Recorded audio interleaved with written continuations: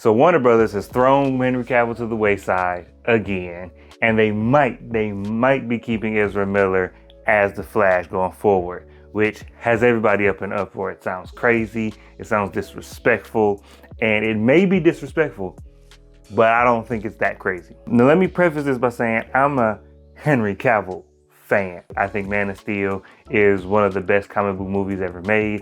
I think it's the most underrated superhero movie ever made. I'm on Team Cavill heavily. But let's be real for a second. Man of Steel and BVS didn't make the money or get the reception that Warner Brothers wanted it to get. So Henry Cavill's name and face is attached to underperforming properties. Ezra Miller's Flash hasn't had that many big opportunities to disappoint. He was just attached to the disappointing Justice League movie, and that was it. And from every report, every account of people who've seen the movie, this Flash movie is going to be really good. All accounts say it's going to be really good. And so I think that DC and Warner Brothers are leaning heavily into this being a very big box office success. Which brings me to my second point. All of the drama and the issues surrounding Ezra Miller are troubling.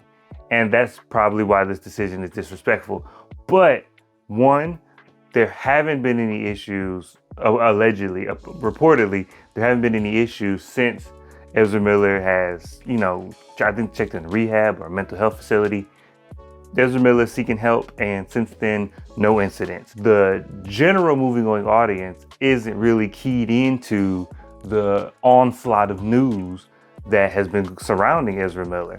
So, especially since this was a year ago, 6 months ago, and the movie doesn't come out for another 6 months. So once they start dropping trailers for this movie, as long as there's no new incidents, when they drop a trailer for this movie, when they start dropping this movie before the Super Bowl and commercials and the kids want to go see it, nobody's going to be thinking about all the issues Ezra Miller has had up until this point, except for us movie fans. And most of us movie fans are still going to go see it anyway. But what do you think? Are you in line with like the popular thinking that this is crazy, that this should not happen?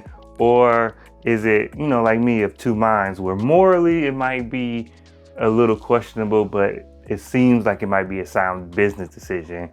What do you think? Or do you think the general population is a little bit more reactive to Ezra Miller and it's going to affect the box office? What do you think? Let me know down in the comments, and I'll check you next time.